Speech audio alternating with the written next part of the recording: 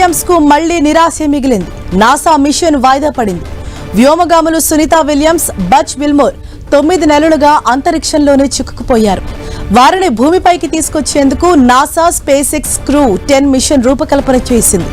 ఈ క్రమంలో 4 వ్యోమగాములు ఫాల్కన్ 9 రాకెట్లో బయలుదేరేందుకు సిద్ధం కాగా సాంకేతిక లోపంతో ప్రయోగం నిలిచింది. హైడ్రాలిక్ సిస్టంలో సమస్య ఉత్పన్నం కావడంతో ఈ నిర్ణయం తీసుకున్నామని నాసా పేర్కొంది.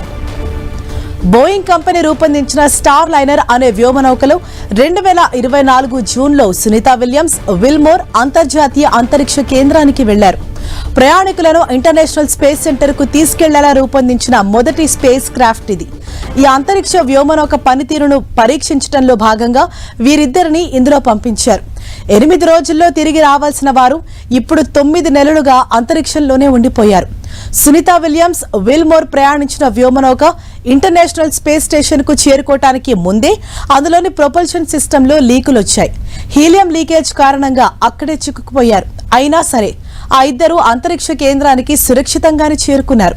అయితే తిరిగి రావటం ఇన్నాళ్లు ఇబ్బందిగా మారింది. అదే స్టార్ లైనర్లో భూమిపైకి రిటర్న్ అవ్వటం అంటే రిస్క్ తో కూడుకున్న వ్యవహారం. దీంతో వాళ్ళిద్దరూ అక్కడే ఉండిపోవాల్సి వచ్చింది.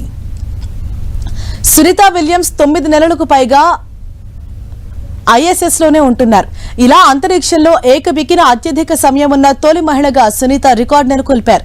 అయితే సునీతకు ఇది మొదటి రికార్డు కాదు.